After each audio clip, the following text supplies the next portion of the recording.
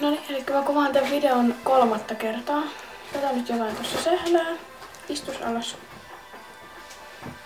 Noin. Ei välitetä siitä, mulla oli teille... Oisko mulla 2 asiaa kerrottavana? Joo, 2.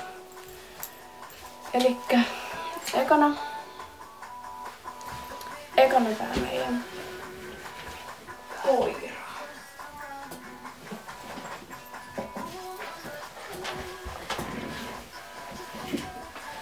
Oi, se tukistuu.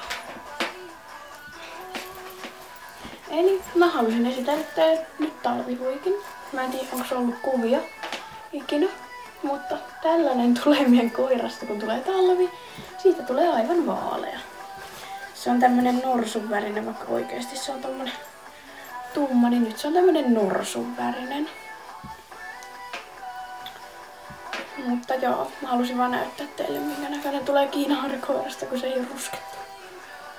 Tämmönen pieni. Hepsä huikki. Mutta joo, päästään se sinne. Ja sitten jatketaan. Eli toinen asia, minkä mä halusin teille kertoa, oli semmonen, että mulla alkaa nyt tiukka puristus. Paljonkohan kouluun jäljellä? Onko sitä pari viikkoa?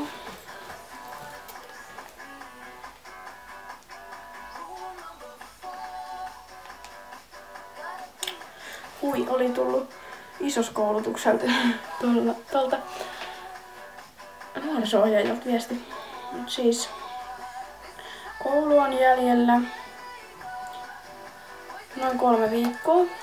Mulla on 2 viikon aikana 5 koetta. Ei se ole niin paha kuin mitä sit lukiossa tulee olemaan, mutta onhan se kumminkin 5 koetta.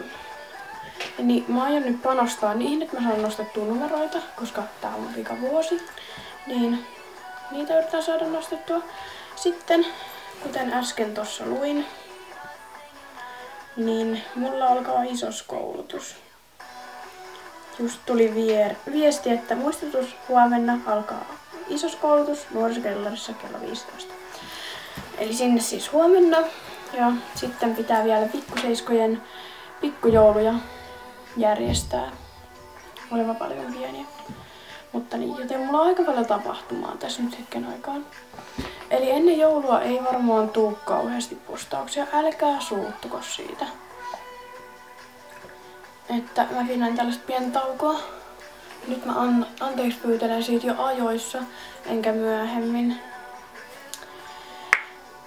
Ja sitten 3. juttu oli se, että mä pidin tossa nyt ihan tarkoituksella taukoa ilmoittamatta siitä, että ihmiset ois aktiivisempia tämän vlogin suhteen, kun se on ollut 2 viikkoa tauolla. No, te kuolitte kaikki. Vähän niinku ihmetytti, että kukaan ei enää niinku raksita niitä juttuja tai mitään. Ei kommentteja eikä mitään, vaan vähän hämmästyttää. Mutta olisi kiva saada kumminkin. Ja sitten itse asiassa, tässä oli 4 asiaa, vai mä sanon 2. Niin mä haluaisin tehdä semmosen niinku kysymyspostauksen vihdoinkin. Niin jos te jokainen lukija voisitte ystävällisesti 1 kysymyksen laittaa, tai saa laittaa 10, jos haluaa. Mutta jos jokainen voisi laittaa edes 1, niin mä saisin tehtyä sen videopostauksen, jossa on niinku kysymyspostaus aiheena. Koska mä en keksi näihin mitään. Niin olisi tosi kiva, jos saisitte. Mulla on täällä talvikoira täällä jaloissa. Eipä halunnut näyttäytyä teille. Itse asiassa mä huijasin teitä niillä 2. Mulla on 5 asiaa. Elikkä vielä 1 on semmonen, että tosiaan nyt 17. päivä sulkeutuu näyttelyilmoitus, joten Peto ilmoitetaan joku päivä tammikuun näyttelyihin, että sinne lähdetään sitten metsästään rusketeen.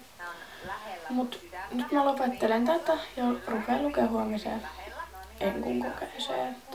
Sieltä tulee hyvä. Muut numerot nyt on ollut 10, et mä yritän pitää ne tason korkealla. Mutta joo, ei mulla muuta.